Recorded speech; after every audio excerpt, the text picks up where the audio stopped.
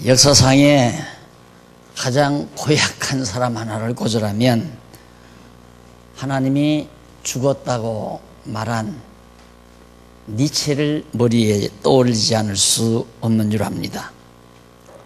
그는 하나님이 죽었다고 하면서도 울지도 않고 슬퍼하지도 않았는데, 종교개혁자는 자기의 아내가 근심하고 걱정하니까 상복을 입고 울었다고 그래요. 그러니까 당신 왜 그러냐니까, 당신이 믿는 하나님 돌아가셔서 내가 이렇게 상복 입고 운다고, 그런 일화를 여러분 들으신 기억이 나죠. 지난 한 주간 사시면서 매일같이 걱정하신 분도 있을 거고, 이틀에 한 번 하신 분도 있을 거고, 짜증내신 분도 있고, 괴로워하신 분도 있고, 그 모두는 다 만사의 여호와를 인정하지 아니한 결과라고 보지 않을 수가 없는 거죠. 그래서 오늘 또 여러분 하나님 말씀 듣게 되는데, 과연 여호와 하나님이 살아계신가? 왜 하나님은 여호와이신가? 오늘 말씀을 통해서는 어떻게 하나님 여호와가 살아계심을 증거해 주실까? 라는 생각을 가지고 말씀을 들으라고 당부를 드렸습니다. 오늘 이미 보신 주보에 보면 조금 장면이 바뀌죠. 18장 내용인데, 마태복음 18장 읽고 시작하겠습니다. 1절.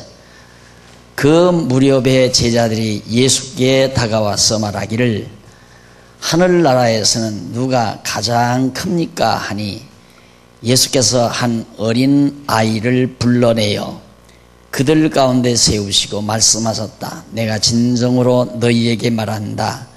너희가 돌이켜 어린 아이들과 같이 되지 않으면 결코 하늘나라에 들어가지 못할 것이다.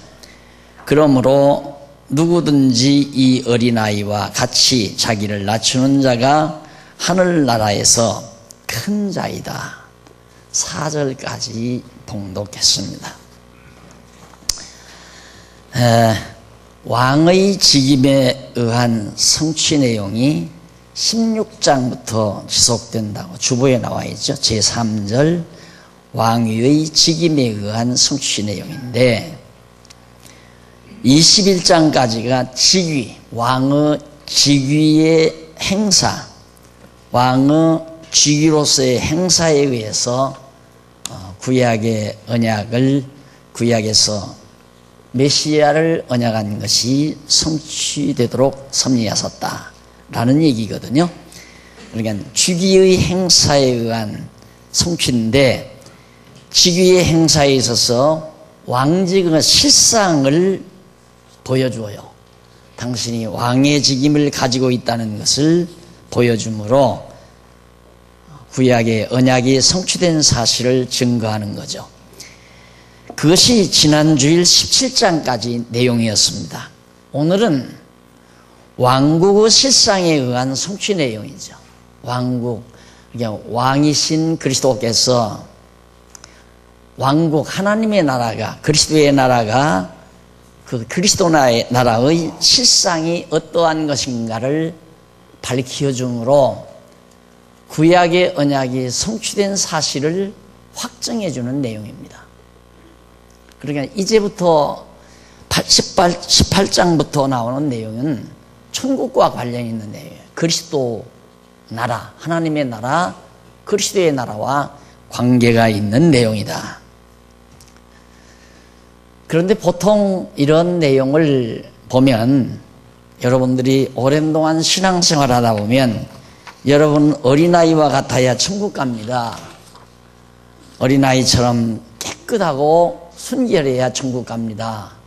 천국 가는 조건을 여러 가지로 들어서, 어린아이의 특성들을 들어서 우리들이 갖춰야 할 여러 가지 덕목들을 교훈 삼아 해주는 말씀을 많이 들으셨을 겁니다.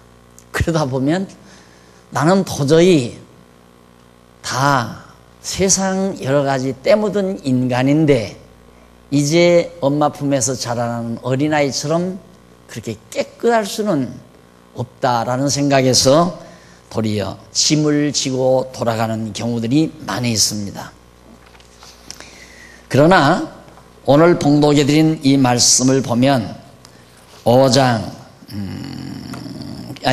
18장 전체가 어떻게 왕국의 실상에 의한 성취의 내용을 이끌어 가시느냐 하면 예수님께서 비유와 말씀으로 가르쳐요. 뭘? 왕국에 대해서, 하나님의 나라에 대해서 비유와 말씀으로 가르치는 내용이 나옵니다. 그러니까 앞으로는 이제 비유도 나오고 또 교훈도 나와요. 그래서 1절로 10절까지 보면 그 내용분에 18장 전체를 내용을 분해해 보면 1절로 10절은 천국에 갈 자 또는 큰 자와 실족해 할 자에 대해서 가르칩니다. 하나님의 나라에는 천국에 갈 자가 있는데, 하나님 나라 백성이 될 자가 있는데, 또 하나님 나라에서 큰 자는 누구고 하나님 나라에서 실족해야 할 자는 누군가, 그것을 예수님이 그 하나님 나라의 지금 예수님이 오셔서 이루어 놓으신 하나님 나라의 실상을 지금 잘 밝혀주고 계시는 내용이 10절까지 나옵니다. 그리고 11절로 14절은 구원하기로 작정된 그런 자들은, 이미 하나님께서 구원하기로 작정해 놓은 자는 다 구원할 것을 비유로 말씀을 해요. 그러니까 앞에서는 어린아이 비유를 들죠. 그 다음에는 이제 어떤 비유를 드느냐면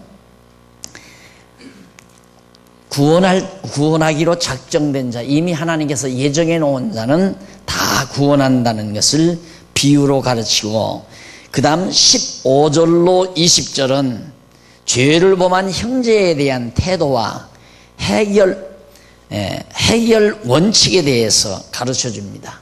하나님의 나라는 모든 죄를 다 용서해 주시거든요. 해결해 주신다. 그래서 죄를 범한 형제에 대해서 어떤 태도를 우리가 가져야 되겠는가. 마지막으로 21절로 35절까지는 비탕감 받은 자가 빚진 동관을 가두는 비유로서 하나님 나라에 대해서 가르쳐주고 있습니다.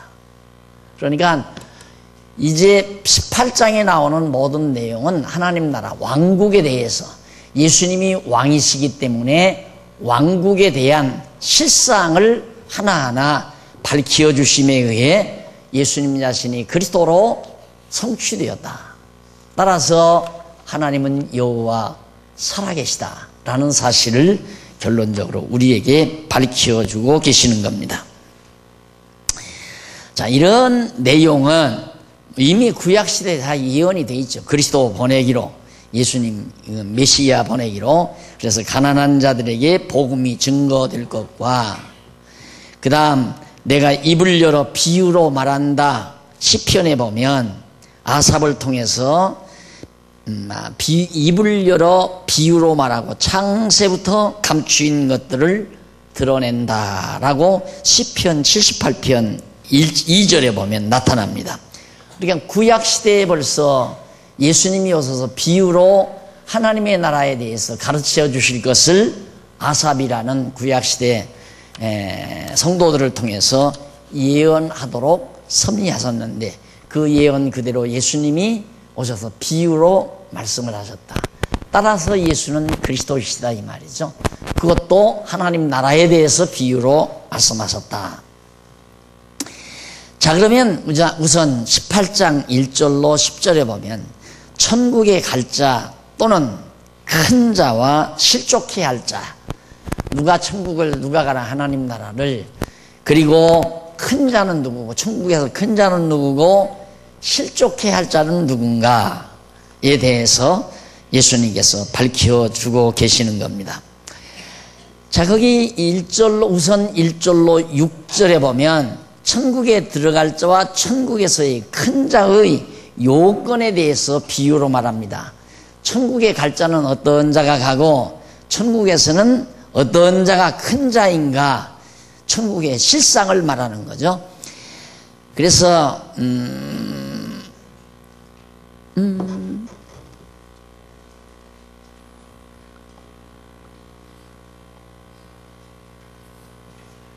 18장 1절. 네. 앞에서 예수님께서 반세계를 내는 것, 지난 주일에 들은 말씀이죠. 내는 문제에 대해서 가르쳐주고 있는데 제자들이 예수께 나왔어요. 그걸 가르치는데 그때 나와 천국에서는 누가 큽니까? 라고 제자들이 묻죠. 그러니까 제자들의 관심은 너무 인간적인 그런 데 관심이 많았습니다. 똑같아요. 지금 예수님이 가르치는 건 하나님 나라에서 하나님 나라에 대해서 가르치고 예수님 당신이 그리스도이심을 가르치는데 제자들의 관심은 예수님 따르면서 누가 하나님 나라에서 예수님 앞에서 누가 높이 될 것인가, 누가 높은 자리에 앉을 것인가, 그거에 대한 관심이 많다고 말이죠. 저는 처음 이제 오랜 동안 교회 생활을 하면서 제가 3대째거든요. 3대째인데 그 교회에서 그 성직, 소위 이제 직분이죠. 그것 때문에 막 쌈박질하고 하는 걸 엄청 봐왔습니다. 이건 아니다. 아무개가 장로 돼야 하는데 아무개가 장로 안 됐다. 아무개가 장로 자격이 없는데 아무개가 장로 됐다. 거기는 돈이 있어서 장로가 됐다. 이런 일을 수없이 봐왔습니다. 그래서 계속 이건 정상적인 교회가 아니다 하는 생각을 늘 하고 왔는데 나도 어떻게 목회를 하다 보니까 여기까지 왔어요. 여기까지 와가지고 노예까지 이루고 총회장까지 치르고 나니까 내가 한참 말려 들어갔단 말입니다. 총회장이 굉장히 높은 자리인 줄 알아요. 그래서 그걸 하기 위해서 얼마나 악의다툼을 하는지 모릅니다. 깡패를 동원해요. 이번에 만약에 내가 총회장 안 되면 뒤엎겠다 하고 깡패 동원해서 쫙 몰고 들어와요. 어깨들이 이러고 막 쫙. 무시무시하죠, 총회가. 그런데 이제 나 할 때는 총회가 자그만하게 이렇게 돼가지고 그런 일은 없었는데 경쟁의식이 대단합니다. 근데 총회만 그런 게 아니라 노예도 그러더라고요. 처음에는 아무도 할 사람이 없어서 그냥 내가 노회장 했어요. 왜? 노회장 하면 많은 짐을 져야 되니까. 그러니까 할 수 없이 내가 한 거예요. 그러니까 노회장도 할 사람이 없어서 내가 했고 총회장도 할 사람이 없어서 내가 했고 사실 장안중앙교회 당회장도 할 사람이 없어서 내가 한 거죠. 개척했으니까 누가 개척교회 와서 목사할 사람 누가 있어요? 아무도 할 사람이 없죠. 예? 처음에 개척했는데 장안중앙교회 와서 당회장을 하면 할 사람이 있겠어요? 돈 한 푼도 안 주는데 나는 그러면 당회장도 할 사람 없어서 했고 노회장도 할 사람 없어서 했고 총회장도 할 사람 없어서 했는데 나중에는 그게 아니더라니까. 초미의 관심은 장안중앙교회 당회장이 누가 되느냐, 이게 한때 강남노회 초미의 관심사였습니다. 이제는 노회장을 누가 하느냐도 상당히 관심이 많아요. 총회장은 더더욱 할 것도 없고. 목사님들만 그러는 게 아니라 교회도 그러더라고요. 해보니까 참 교회 와서 말씀 듣고 말씀 깨닫고 심령의 평강을 얻고 정말 기쁨과 평강 중에 정말 당당하게 살아가는 그거면 다인데, 그리고 하나님께서 내게 주시는 은사가 뭔가를 깨닫고 그 은사 따라서 열심히 즐겁게 봉사하며 살면 다인데 그걸 서로 무슨 경쟁을 하면서 네가 높아지느냐 내가 높아지느냐, 너는 장로고 나는 안수집사고 너는 안수집사고 나는 서리집사고, 이걸 경쟁적으로 막 서로 시샘하고 시기하고 질투하고, 이건 아니다. 너희 예수님의 제자들도 예수님 그렇게 따라다니면서 배웠으면 알만하잖아요. 그런데 관심은 12제자 중에 누가 제일 높을 거냐, 누가 제일 높이 될 거냐. 강남노회도 이렇게 되어진 요인 중에 하나가 전문연구위원을 세우면서부터 이질화 작업이 시작되게 된 겁니다. 전문연구위원을 세우면서 내가 굉장히 걱정을 하면서 그래도 어쨌든 모든 성도들이 알게 이분들은 성경신학을 제대로 공부를 해서 정통으로 잘 성경신학을 유지발전시킬 수 있는 책임을 질 만한 사람입니다 라는 것이 이제 전문연구위원이라고 합니다. 그건 세워놓고 죽어야 되잖아요. 내가 그런 것은 임무 부여해주고 죽어야 한다 이 말이죠. 그것도 나 혼자 세운 게 아니라 모든 목사님들이 다 검증하고 논문 써서 발표하고 해서 다 하자 없다고 박수갈채를 쳐가지고 그것도 그냥 조용히 방 안에서 그럼 이제부터는 전문연구원 임무를 수행하십시오. 그러면 이제 나는 빠져나오는 거예요. 난 맡겼으니까 나는 일절을 가르칠 필요도 없고 그 대신 전문연구위원은 당신이 연구해서 책임도 당신이 져라. 그게 이제 전문연구위원의 특징이란 말입니다.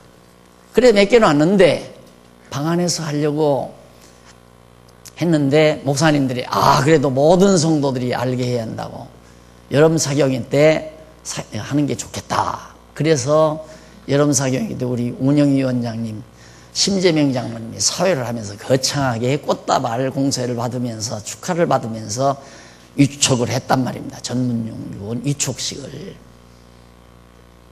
거기서부터 시기 질투가 발동되기 시작한 거예요. 이게 다 알기는 알겠는데 이게 세상 흐름이기 때문에 세상적인 흐름이기 때문에 그 흐름에 자꾸 말려 들어간단 말이죠. 말려 들어가요. 자꾸만 말려 들어가요. 그래서 제가 제일 싫어하는 게 이벤트입니다. 행사. 뭘 막 그냥 거창한 행사. 그런데 저도 말려들어서 결국은 이벤트식 그런 행사들을 참 많이 했습니다. 제자들의 관심사가 전부 그게 돼 있어요.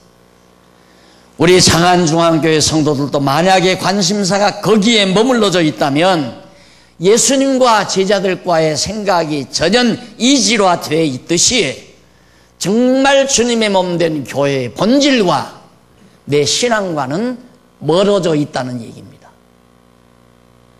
문제는 중요한 건 내 마음의 평강이에요.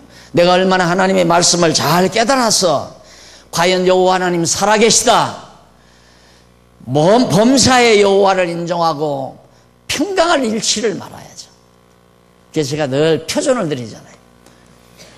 천만금하고도 바꾸지 말아라. 마음의 평강은 어떠한 것하고도 바꿀 수가 없다. 명예도 인기도 부도 영화도 권력도 다 마음의 평강과는 바꿔서는 안 된다. 이 마음 평강을 유지하려면 여호와 하나님이 기억나야 되죠. 그리고 범사의 여호와 하나님이 인정을 해야 되고. 예수님이 오실 때 한심했을 거예요. 그렇게 가르쳤건만. 그러니까 예수님이 이에 한 어린아이를 불러 저희 가운데 세우시고 진실로 너희에게 이르노니 너희가 돌이켜 어린 아이들과 같이 되지 아니하면 결단코 천국에 들어가지 못하리라고 가르쳤다. 예수께서 제자들의 관심에 앞서 우선 천국에 들어갈 자의 요건부터, 천국에 어떠한 자가 들어가는 어린아이 같아야 들어간다 이거죠.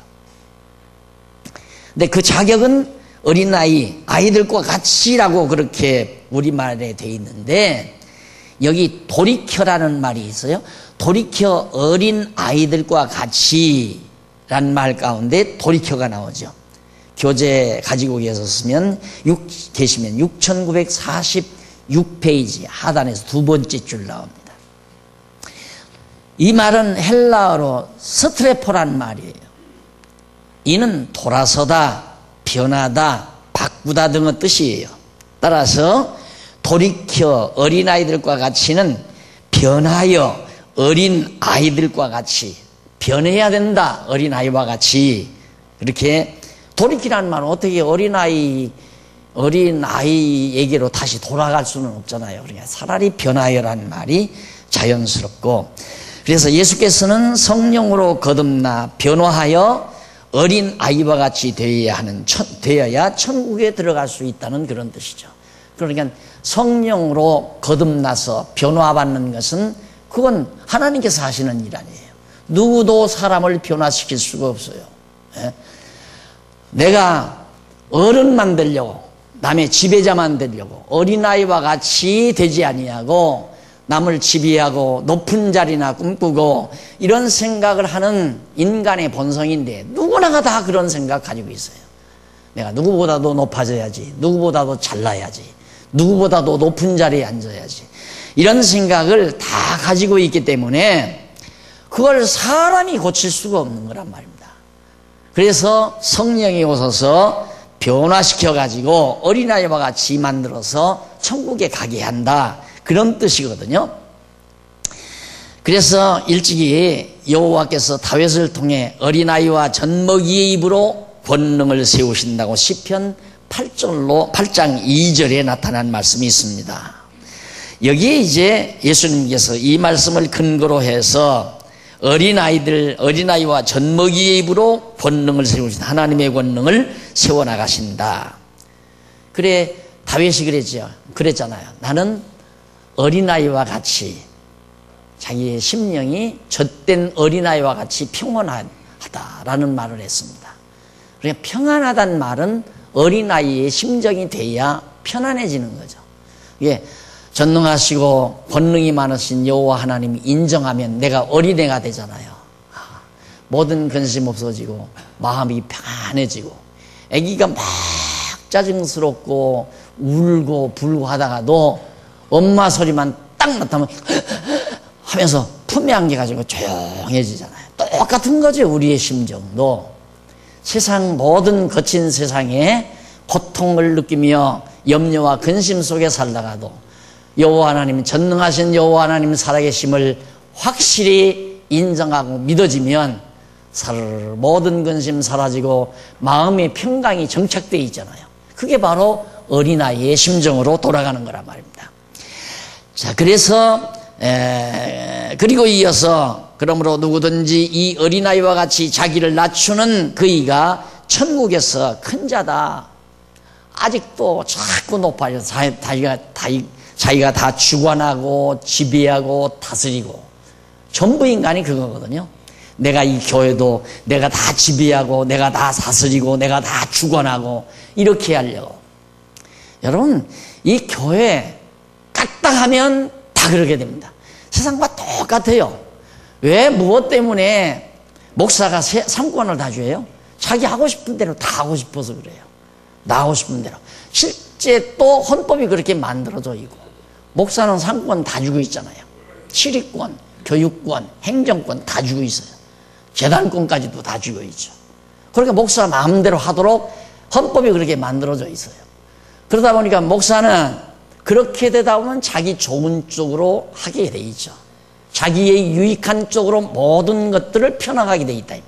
이걸 조심하지 아니하면 똑같아져요. 세상이나 하든. 여러분, 김정일이 3대째 지금 김정일 아저씨 3대째 물려주잖아요. 목사도 똑같습니다. 근데 여호와 인정하는 하나님의 말씀에 철저하게 하나님의 말씀을 의지하고 하나님의 말씀을 깨닫게 되면 주관하려고 하는 생각을 버리게 돼 있어요. 왜? 그게 건방진 거란 말입니다. 하나님 인정이 안 되니까 자기가 주관하려고 그러죠. 누가 주관하려고 하면 그냥 주관하려는 대로 해보라고 그냥 놔두죠. 누구든지. 여전도에도 마찬가지고 남전도에도 마찬가지고 속회도 마찬가지고 주관하려고 하면, 왜? 당신이 주관한다고 해서 주관대로 되는 게 아니다. 나는 그걸 아니까 주관하려고 하면 그 다음 고집은 잘 안 써요. 그냥 해보라고 그러지. 그냥 그렇게 하라고. 왜? 하나님이 인정하니까. 여러분, 난들 인간적으로 왜 모든 거 걷어잡고 주관하고 싶지 않겠어요? 그렇게 되다 보면 고통이 많아요. 고통이.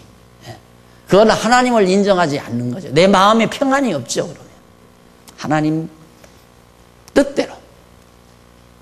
그래서 항상 모르겠어요. 여러분들이 볼 때는 제가 고집이 세다는 건 고집이 아니고 진리에 대한 확신이기 때문에 그건 제가 굽히지 않죠.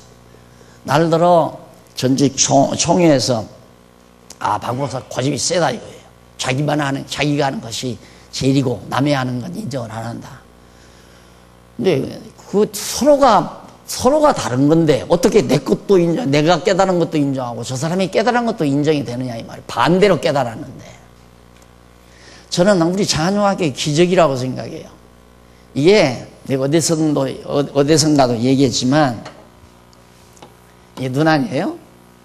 이게 눈인데 눈이 바라보면서 이렇게 바라볼 수 있는 면 나는 이렇게 바라보는데 어떤 사람은 이렇게 바라본다 이거예요. 그러면 어장히 잘 이끌어 갈 수 있어요. 잘. 그런데 우리는 이렇게 바라보는 건 완전히 인본주의적으로 바라보는 거기 때문에 제가 가리키는 건 정반대란 말입니다. 뒤로 돌려놓지 않으면 도저히 안 된다니까. 사람들이 다 인본주의적인 바탕 위에서 성경을 이해해 가는데 지금 여기도 여러분 교만한 사람 낮추십시오. 왜 목사한테 대듭니까? 이 교만해서 대듭니다. 이렇게 나오죠. 어린아이와 같아야지. 목사가 하라면 고분고분 순종하고 따르고 순종이 제사보다 나은 겁니다. 벌써 인본주의에서 출발하잖아요. 그런데 저는 성령이 감동해서 우리를 변화시키지 않으면 어린아이와 같이 되지 않습니다. 지금 그 얘기 아니에요. 정반대예요. 그러니까 힘들다 이 말입니다. 이상하게 가르친다 이렇게 된다. 그런데 어떻게 이렇게 큰 교회가 됐어요? 나 이것도 기적이라고 생각합니다. 안 되는 거예요. 사람이 다 상식적으로 이해하려고 그러지. 이건 완전히 상식을 벗어난 일이란 말입니다. 상식을 벗어난 일. 다시 돌이켜 생각을 하지 아니하면 도저히 정리가 안 되는 내용이 성경신학이라고 합니다. 그러니까 지금도 여러분의 마음이 불편하고 편안하지 아니하면 돌이켜야 돼요. 깨끗이 돌이켜야 돼요. 내가 다 주관하고 내가 다 다스리고 나도 높은 자리에 앉아서 이 교회 주인 노릇하고 이렇게 하고 싶은 생각이 있으면 마음의 평안이 없어져 버리죠. 마음의 평안은 어떻게 하는가? 하나님이 내가 감당할 일을 은사를 주셨구나. 이런 은사는 이 일은 하나님이 나에게 주신 은사로구나. 그 일은 하면 할수록 기뻐요. 무거운 짐이 되지질 않아요. 그래서 내가 일하다가 무겁거들랑 벗어놓으십시오. 예수님은 여러분들에게 멍에를 매는 게 아닙니다. 편히 쉬게 하시려는 거지 멍에 매게 하려는 거 아닙니다. 뭐라 무거운 짐 지고 살아가느냐 이거예요. 우리가 세상 세속적인 얘기 같으면 자 예를 들어서 이게 이제 우리 장안중앙교도 개인 재산이다. 그러면 이거 막 잘 지켜서 막 아들에게 물려주고 아들은 김정일이 아저씨 마냥 손자에게 물려주고 대대손손 이 재산이 우리 가문을 빛내는 재산으로. 교회는 만약에 인본주의적으로 나가게 되면 최 씨는 최 씨 가문 일으키려고, 김 씨는 김 씨 가문 일으키려고, 박 씨는 박 씨 가문 일으키려고 난장판이 되는 거지. 난장판. 우리는 목표가 있어요. 주를 위하여. 오직 주를 위하여. 그 주를 위하여라고 하는 그 목표를 우리가 똑같이 가진다면 개인의 이권 싸움에 달려들 필요가 없잖아요. 나 맡은 은사 나 기쁨으로 할 수 있으면 되는 거예요. 나 맡은 은사를 내가 기쁨으로 할 수 있으면 그걸로 주의 영광을 위해서 살아가는 거죠. 그러다 보니까 성령께서 이 교회의 머리 되신 그리스도께서 여기는 이런 은사가 필요하다. 그러면 그런 은사가 필요한 자를 하나님께서 발탁을 하죠. 누구를 감동시켜서 어떤 방법을 감동시켜서라도 발탁을 한다 이 말이에요. 그러면 예를 들어서 성령께서 이 교회를 평온하게 하려면 정말 모든 성도들의 마음이 한 마음 한 뜻 돼서 일꾼이 발탁되게 만들어요. 그러나 깨닫게 하기 위해서 이 교회를 한번 흔들기 위해서는 하나님께서 원하시는 정말 은사 받은 자를 발탁하려고 하는데 그 사람 반대예요. 그 반대하는 무리들이 그룹을 지어가지고 정말 은사도 없는 자를 하나의 권력기관으로 알고 헤게모니를 잡기 위해서 아무개 내세우자 해서 내세웠다. 그럼 교회는 한동안 난리가 벌어지는 거죠. 그렇게 해서 이거 교회가 이러는 건 아니로구나. 그냥 하나님이 세우시는 자 기쁨으로 봉사할 수 있고 기쁨으로 감당할 수 있는, 여기 일하면서 제가 이런 얘기 한마디를 들었거든요. 정말 몇 달입니까? 한 7, 8개월 동안 하루도 거의 빠짐없이 공사하는데 계속 나오셔서 우리 장로님들 여러분들이 그렇게 애를 쓰셨잖아요. 사물을 보면서 행정을 보면서 또 실제로 몸을 부딪히면서 또 관과의 여러 가지 관계 이런 것들을 전부 다 하셨는데 이제 마무리 단계에 들어가니까 여러 가지 집안일이 어지러워졌잖아요. 그러니까 어떤 때는 그런 생각이 들어요. 내가 이거 바본가 이런 생각이 든다고 이 얘기를 들으면서 내가 그 말을 듣을 때 속으로 그랬어요. 인간적으로 바보죠. 하나님이 그렇게 마음을 주니까 그렇게 마음을 이끌어가니까 했지, 인간적으로 이권 따지고 이거 하루 일당이 얼마고 내가 일당도 없이 아무런 이권도 없이 내가 이 바보짓을 왜 해? 절대 똑똑한 사람 안 합니다. 인간적으로 똑똑한 사람은 절대 뭐하러 그 짓을 해요? 안 그래요? 그러니까 성령께서 이걸 이끌어가는 거예요. 그런 마음을 줄 자, 봉사할 마음을 줄 자, 봉사 성령이 주시고 이러면서 이끌어가기 때문에 하나님께서 이 진리가 약간 견눈질만 해도 그것도 일리가 있다 이런 정도 우리 성경신학이 그런 정도만 되면 어려움 안 겪었죠. 완전히 돌이켜야 보인다니까요. 반대예요. 우리들 상식적인 선을 완전히 벗어나서. 그래서 제가 어디다 책을 쓰면서 그런 얘기했죠. 나는 상식적인 내용을 쓰고 싶지 않다. 그런 내용은 쓰지 않아도 누구나 다 알 수 있는 내용이니까. 여러분들이 책 보면서 공감한다고 하는 것은 그건 상식적이기 때문에 공감하는 거예요. 근데 제가 쓴 책은 일단 읽으면 공감이 안 돼요. 뭐 이런 게 있나? 비상식적이니까. 왜? 인간적이 아니라 이 말이에요. 인본주의가 아니다. 하나님을 본의로 한 내용이기 때문에 자기가 뒤집어져서 보아야 보여지죠. 성경도 다 마찬가지입니다. 여러분 계속해서 강의 들으시지만은 하나님 중심으로 성경이 풀리니까 여호와 하나님 살아계시구나. 결론이 글로로 가는데 안 그러면 반대로 인간 중심으로 여러분 어린아이와 같아야 천국 갑니다. 교회는 뭐하러 다니십니까? 천국 가기 위해서 다니는 거 아닙니까? 어린아이와 같지 아니하면 천국 절대 못 갑니다. 가슴 뜨끔뜨끔하죠. 에? 말이나 되는 얘기예요. 하나님의 나라 실상은 그게 아니에요. 하나님께서 작정해 놓은 자, 예정해 놓은 자를 성령으로 감동시켜서 어린아이처럼 평온하게 만들고 겸손하게, 하나님 앞에서 겸손하게 만들고 자기한테 겸손하라는 게 아니에요. 사람들이 아무개 참 교만해. 나는 그 말 들을 때 당신은 더 교만하다. 내 속으로 그러죠. 자기한테 고분고분 안 하니까 교만하다 그거예요. 성경이 말하는 교만이란 하나님 앞에서 네 자리로 가라. 하나님 창조주 하나님 앞에서 피조물인 네 자리로 가는 게 그게 겸손이단 말이에요. 성경이 말하는 것. 에? 목사한테 고분고분 하는 게 겸손이 아니라 인간 앞에 이렇게 하는 그건 도리어 칼 가는 거예요. 여러분 돈 많은 사장에게 사원들이 막 이러잖아요. 이러는 이유는 돈 좀 벌어봐라. 나 한몫 잡으면 내가 네 정보 다 빼내다가 내가 언젠가 너 봐준다. 이 배짱 없이 회사 생활합니까? 그 배짱 없이 회사 생활하면 항상 월급쟁이로 살다 그냥 말죠. 그러나 할 수만 있으면 한몫 잡아서 회사 기밀 빼가지고 그거 다 하잖아요.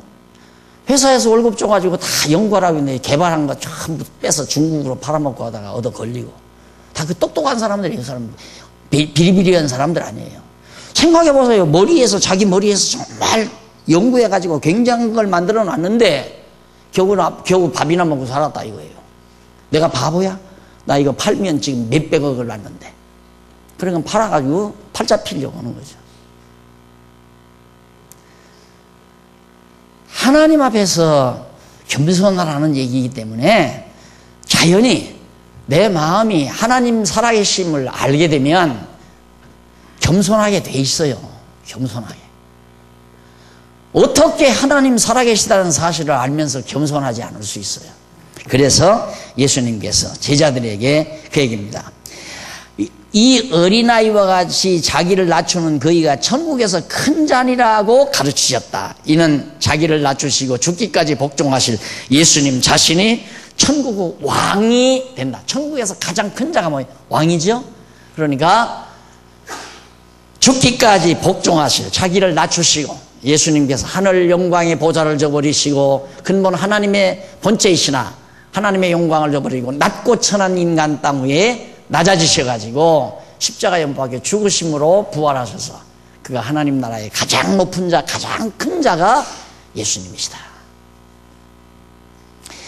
그리고 누구든지 내 이름으로 어린 아이 하나를 영접하면 곧 나를 영접하이니 누구든지 나를 믿는 이 소자 중 하나를 실족해야 하면 차라리 연자맷돌을 금목에 달리고 깊은 바다에 빠뜨리는 것이 나으니라고 가르치셨습니다. 여기 나를 믿는 이 소자 중 하나는 예수를 따르는 제자 중 하나를 말하는데, 예수께서는 장차 성령으로 거듭나서 어린아이와 같이 변화될 제자들을 영접하는 자는 그리스도를 영접하는 것이며, 제자 중 하나라도 넘어지게 하는 자는 소생하지 못하도록 죽게 하는 것이 유익하다는 뜻으로 가르치는 겁니다.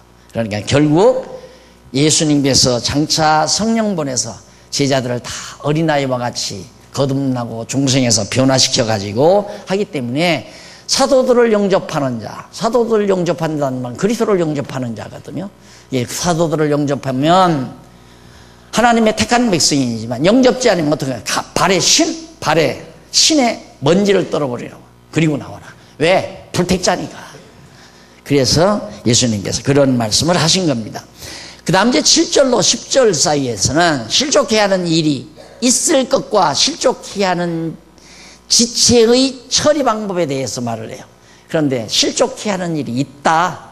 실족해야 하는 자는 차라리 연자맷돌을 메고 바다에 들이우는 게 낫다. 빨리 멸망당할 자니까. 그런데 실족해야 하는 일이 없을 수는 없어요. 반드시 있다. 왜? 작정되어 있으니까. 그러면 어떻게 처리할 것이냐? 처리 방법까지 가르쳐 줬는데, 예수님께서 거기 7절에 보면 실족해야 하는 일들이 있음을 인하여 세상에 화가 있도다. 실족해야 하는 일이 없을 수는 없으나 실족해야 하는 그 사람에게는 화가 있도다 라고 가르쳐 줬습니다. 실족해야 하는 일은 구체적으로 가룟 유다가 예수를 팔아 넘길 것을 말하는 거죠. 그건 반드시 작정된 일이기 때문에 예수님을 실족해야 하는 할자, 가룟 유다가 예수를 팔자가 있다 이 말이죠. 이러한 일은 이미 선지자들의 예언 아모스 2장 6절에 나옵니다. 스가랴 11장 12절에 나오고 예언한 하나님의 정하신 뜻이므로 반드시 있게 될 겁니다. 그러니까 돈 받고 팔아 넘길 것, 이걸 아모스 선지자도 스가랴 선지자도 이미 예언했단 말입니다. 그런데 이런 사람을 내가 정말 이해 못해서 가장 나를 고통스럽게 했던 성규입니다. 만일 내 손이나 내 발이 너를 범죄케 하거든 찍어 내버리라. 불구자나 절룩발이로 영생에 들어가는 것이 두 손과 두 발을 가지고 영원한 불에 던지우는 것보다 나으니라. 만일 내 눈이 너를 범죄케 하거든 빼어버리라. 한 눈으로 영생에 들어가는 것이 두 눈을 가지고 지옥불에 던지우는 것보다 나으니라고 예수님이 가르쳐 줬어요. 예수님이 직접 가르치신 말씀이기 때문에 저는 어렸을 때니까 10대 후반 나이였으니까 한참 예민한 나이 아닙니까? 이 성자가 되려고 성경을 보다가 여기에서 얻어 걸린 거예요. 도저히 피할 길이 없는 거라. 눈도 빼야 되고 팔도 잘라야 되고 다리도 잘라야 되고, 그냥 병신으로 천국 가는 게 낫지 지옥 가는 것보다. 그 말 아니에요? 그대로 액면 그대로. 그런데 예수님이 하신 말씀은 몸이라고 하는 것을 하나님의 나라로, 지금 교회로 비유를 한 거예요. 예수님을 머리로 해서 지체들로 이루어진 교회, 이걸 의중에 두고 자르라 이 말이거든요. 그 말은 가룟유다 잘라내라 그 말이에요. 가룟유다는 사도에게서 제거시켜 버려야 된다. 하나님의 나라의 실상에는 그런 자들이 나라의 백성이 될 수도 없고 나라의 사도가 될 수도 없고 하나님 나라의 사도가 될 수도 없으니까 한 지체를 잘라내듯이 지체였던 범죄한 지체인 가룟유다를 잘라내버려라. 그래서 예수님께서는 제자들을 자신의 지체로 여기시고 다른 자를 실족해야 하는 가룟유다를 제자 중에서 잘라낼 것을 의중에 두시고 비유로 그렇게 말씀하신 겁니다. 아마 이걸 그때 깨달았으면 한참 내가 이게 정리가 안 되니까 그렇게 울었거든요. 이게 정리가 안 되니까.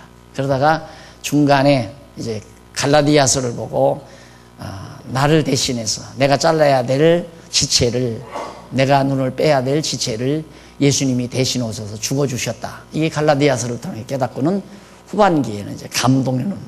한 4년 동안 초기에는 완전히 이 죄에 대한 고통이죠. 그러다 깨닫고는 그 뒤로부터 쏟아지는 감동의 눈물. 정말 원 없이 흘려봤습니다. 원 없이. 이게 바로 이 지체 자르라는. 그래서 이대로 지금 이슬람들은 자르잖아요. 실제로 도둑질했다 가서 사람들 많이 들러보여놓고 이 사람 이 손으로 도둑질했습니다. 이 손으로 은행 키를 뜯었습니다 하고 작두로 쫙 보는 앞에서 자르는 거예요. 지금도 산중에 가면 있다고 그러더라고요. 그걸 직접 좀 자르는 걸 좀 나도 참 그런 거 보면 확인 좀 하고 싶어서. 근데 오지로 가야 한대요. 오지로 들어가면 지금도 그런 마을들이 상당히 있답니다. 우리나라도 지금도 상투 굽고 망건 쓰고 그러고 있는 사람들이 있잖아요. 상투 굽고 깊은 오지로 들어가면. 그러듯이 그 터키나 그쪽에도 그런 것들이 지금도 있다고 그러더라고요. 그러니까 예수님께서 비유로 말씀하신 것은 비유로 들어야 되는데 그걸 비유로 들지 않냐고. 이걸 이제 일반 성경 주석학자들 주석을 참고해 보면 그마만큼 실제로 자르라는 게 아니라 그마만큼 죄 짓는 걸 두렵게 여겨라, 그런 뜻이라. 그럴 정도로 두렵게 생각하고 죄를 멀리해라, 그런 의미지 실제로 손 자르라 눈 빼라 그게 아니다 이거예요. 그 다음 내가 더 고민이 했던 것이 뭐냐면 범죄하면 두 손으로 다 범죄하고 눈으로 범죄를 해도 두 눈으로 같이 범죄를 하는데 한쪽 눈은 보는데 한쪽 눈은 안 볼 수가 없잖아요. 이게 결국은 두 눈을 다 빼야 한다는 얘기라. 팔도 두 발 다 잘라야 되고 팔도 다 잘라야 되고 남는 건 뭐예요? 소위는 도둑질해서 먹은 음식들이 들어가 다 소화시키고 대장 소장에서 핏줄까지 다 퍼졌는데 난도질을 해야죠. 바로 그것이 그리스도에게 와서 성취된 겁니다. 내가 죽어야 될, 내가 난도질 당해야 될 이 더럽고 추악한 죄를 예수님이 십자가상에서 깨끗하게 대신해서 정리해 주셨다. 이게 확신이 떨어집니다. 그러니까 초기에 이제 그 농촌운동 할 때는 그 부분이에요. 이게 구속사 수준이었죠. 그 부분에서 정말 많은, 그 당시는 젊은이들도 예수 많이 믿었으니까 많은 젊은이들이 이 진리를 몰라서 괴로워하는구나. 성도들도 이 진리를 몰라서 울고불고 괴로워하고. 그래서 이제 바로 성경 가리키는 운동을 하기 시작했는데 그건 부분이에요. 나중에 보니까 부분. 성경신학은 성경 전체에 흐르는 맥이고요.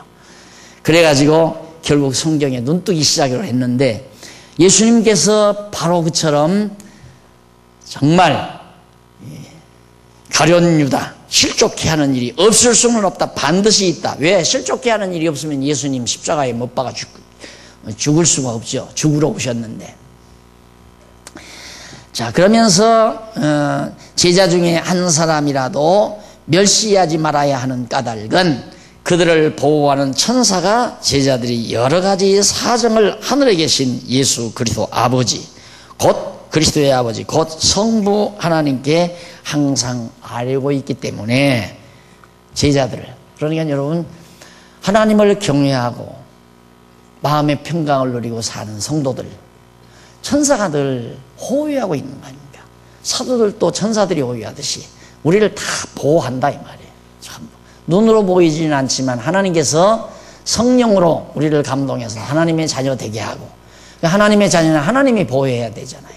우리들이 낳은 자녀들을 학교 보낼 때 어린아이 혼자 보내는 것이 아니라 할머니를 따라 보내든가 아니면 보모를 따라 보내든가 잘 아기를 보호하도록 그렇게 해주듯이 하나님도 우리를 보호하신다 이 말이죠.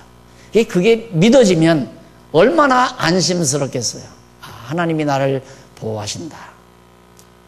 어제 그 귀신 접하는 내용이 EBS인가에서 나오더라고요. 근데 진짜 보통 사람은 가면 그냥 바로 귀신 체험을 해요. 귀신이 접하는 체험. 우리는 안 됩니다. 절대 안 됩니다. 우리는 아무리 많은 사람들이 가서 거기 귀신 체험을 해도 여러분 하나님이 나와 함께 한다는 확신을 가지고 간 사람은 멀쩡해요. 절대 안 됩니다. 도리어 귀신 접하는 사람에게 방해가 돼요. 절대 귀신이 근접하지를 못하리까. 그건 뭐냐면 주변에 성령께서 하늘의 천군 천사들을 통해서 우리를 보호하고 있다는 증거거든요. 그래서 하나님의 택한 백성들을 해하려고 하는 것은 참 어리석은 거예요. 정말 어리석은 겁니다. 우리가 성도가 성도를 서로 미워한다는 것도 미련한 짓이고, 성도가 성도를 해하려고 하는 것도 미련한 짓이고, 자기 수단과 방법으로 상대를 괴롭히려고 하는 것도 미련한 짓이에요. 참 어리석고 미련한 짓이에요. 그걸 해서는 안 돼요. 그래서는 안 돼요. 내가 늘 그러잖아요.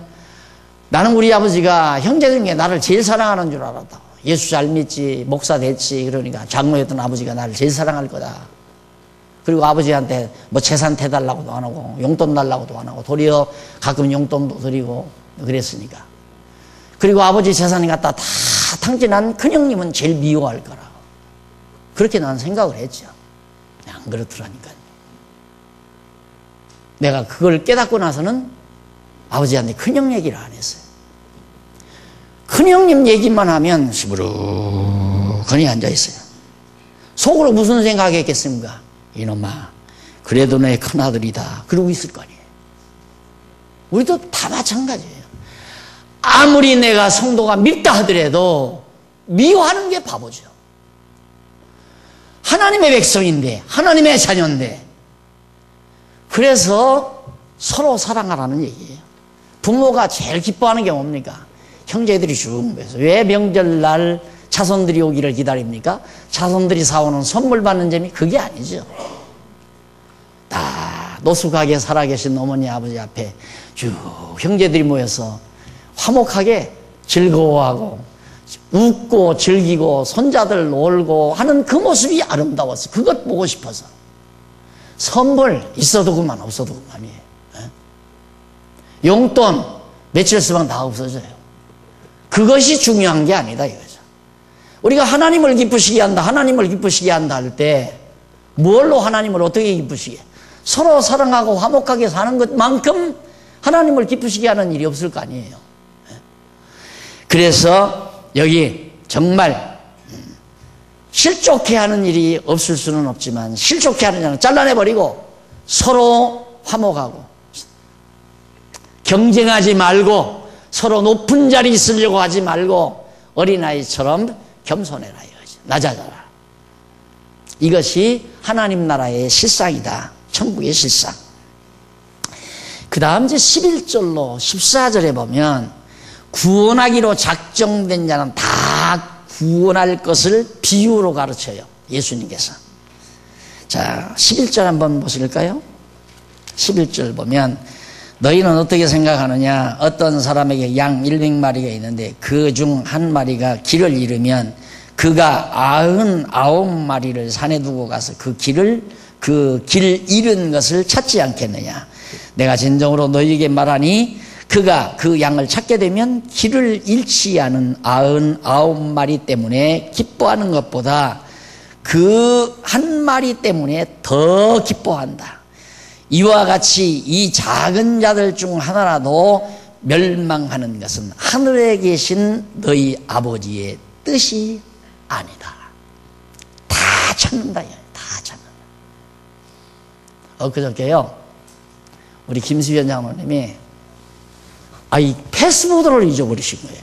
거기 돈도 엄청 많은데 추석 직후에. 그래, 난 속으로 아이고 큰일 났다. 아들들이 와서 준 강권사님 몰래 준 용돈까지 거기 다 꼬깃꼬깃 다 들어있을 텐데, 큰 돈 들었을 텐데, 근데 진짜 교회 뭐 일 보기 위한 돈까지 큰 돈이 들었는데 그걸 잊어버리신 거예요. 점심을 못 잤어요. 얼굴이 새까매지고. 저러시다 저런 병나지 싶어요. 참 고민했어요. 점심 때가 됐는데도 점심도 안 잡수고 우리는 점심 먹고 와서 점심 먹는데도 영 자꾸만 넘어가지 않으려고 그래요. 걱정이 돼서. 혹시 찾으러 가셔서나 혹시나 찾나 전화 오나 기다리고. 그런데 점심 먹고 한 2시나 3시 거기 가까이 됐는데 저쪽 화단 곁에서 막 펄쩍펄쩍 뛰셨대요. 막 펄쩍펄쩍. 찾았다! 어떤 사람 말은 거기 전기줄 지나가잖아요. 저렇게 뛰다가 전기줄에 못 걸리겠다 싶더래. 그 아니래. 하여튼 너무너무 기뻐하시더라고요. 잃었다 찾는 기쁨. 네, 그러잖아요. 학교 다닐 때 토큰 하나 잊어버리고, 그 버스도 아닌데 자꾸 쳐다보는 거예요. 그 버스도 아닌데.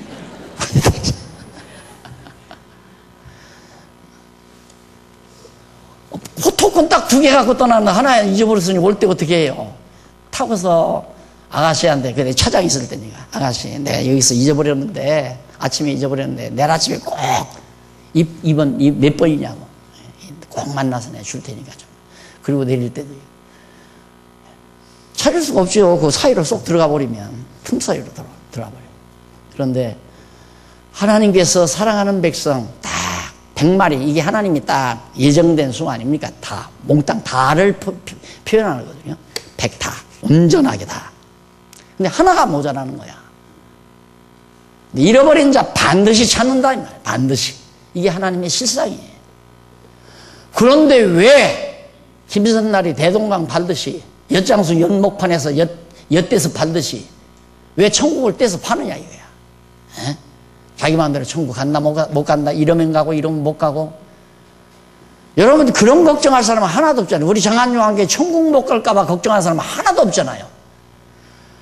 못 가는 게 아니라 안 갈 수가 없어요. 우리는 안 갈 수가 없어. 어떻게 천국을 안 가? 그래서 예수님 찾으러 온 거 아니에요. 우리 찾으러. 잃어버렸으니까.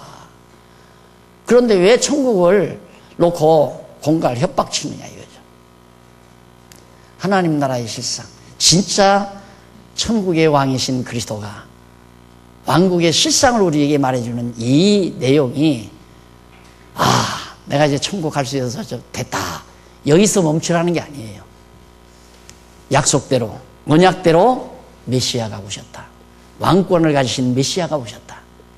따라서 하나님 여호와는 반드시 살아서 역사를 주관하시고 만사를 주관해 가신다. 그런 분이 살아계시다. 그러므로 범사에 그를 인정하라. 기도하십시다. 자비하신 아버지 하나님, 오늘 또 하나님의 귀한 말씀 통해서 살아계신 여호와 하나님을 다시 한번 재확인했습니다. 우리는 이 어둡고 컴컴한 사특한 세상에 살면서 잊어버리지 말아야 될 것들을 잊어버리고 살 때가 많습니다. 인정해야 될 것들을 인정하지 않고 괴로워할 때도 많습니다. 범사의 여호와를 인정하게 하시옵소서. 예수님 이름으로 기도드립니다. 아멘.